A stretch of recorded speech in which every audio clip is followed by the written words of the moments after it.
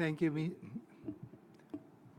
Mr. Chairman, and all the members of the steering committee for giving me the opportunity to talk about the very interesting data about the chronic kidney disease and atrial fibrillation.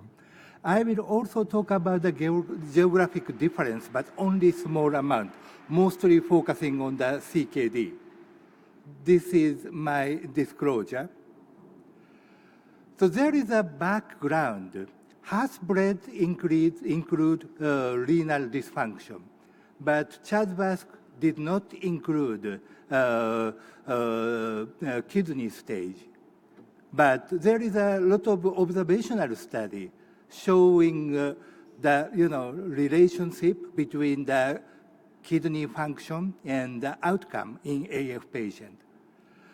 And also, as a clinician, we are always facing to the problem. If the patient is chronic kidney disease, difficult to use NOAC, difficult to use warfarin, the clinical data didn't show the superiority of the warfarin in CKD patient. And there is not much global data. So we have now Garfield. So the objective of our analysis is to describe the relationship between CKD stage and baseline characteristics. I think you all have an interest what kind of anticoagulant was used in moderate to severe CKD in current. And we all have interest in the clinical outcome in those populations. And outcome in patient with CKD is bad, but we need the confirmational data from the global registry. We understand CKD is related to the worst outcome with the sub-analysis in the data set of cohort 1 and 2. So in cohort 3 to 5, we have detailed data about the CKD. So we focus on the cohort 3 to 5. The number of patients is more than 34,000.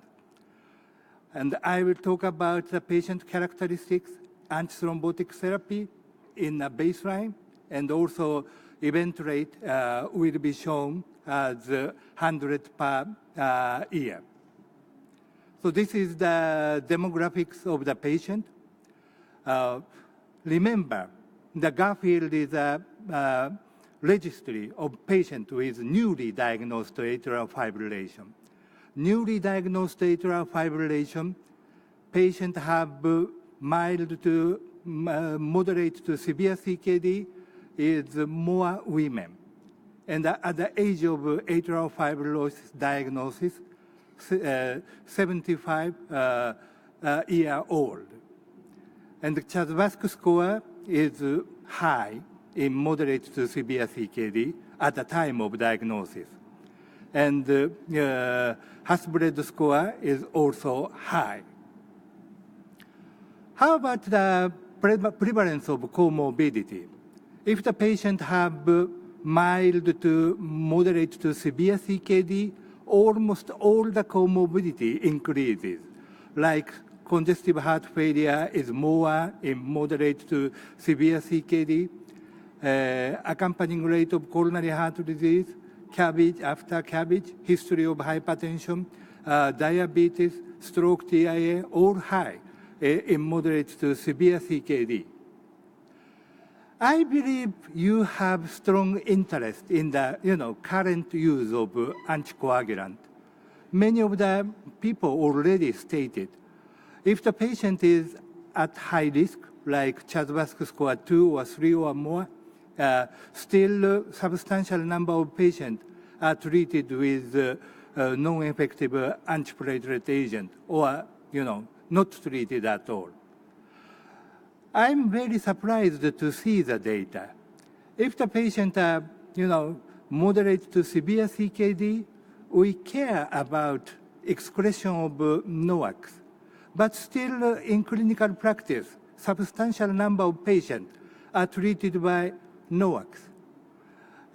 even at less risk or high risk, there is almost no difference. Physician doesn't care about the CKD stage with the use of DOACs.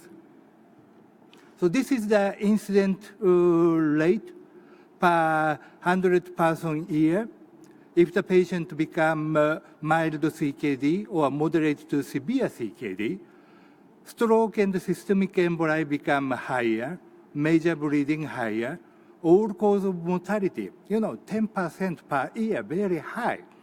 And cardiovascular cause of mortality is high, non-cardiovascular cause of death is high, new ACS is high, and congestive heart failure is high. Even though CKD is not included in current risk stratification, obviously CKD in the real life has a strong impact in a clinical outcome. This is the adjusted hazard ratio, adjusted for many of the comorbidity. So the stroke and the systemic emboli in moderate to severe CKD is high, all cause of mortality high, new onset of ACS substantially and significantly high. Congestive heart failure is also high. So all the worst event is higher in patient with CKD. So I have just two of the geographic slide, three I mean. So the incidence of stroke, systemic emboli, depending on CKD stage in Asia, Europe, Latin America, rest of the world, all similar. How about the major bleeding? If the patient have moderate to severe CKD, there is a similar trend in almost all the region. In North America, patients with mild CKD tend to have higher bleeding risk, but the 95 confidential interval is so big. The all cause of mortality is the same. There is a same trend. If the patient have moderate to severe CKD, they have worse outcome in all over the world. So based upon the data I share with you today, the International Prospective Registry of Garfield AF is a registry of newly diagnosed AF.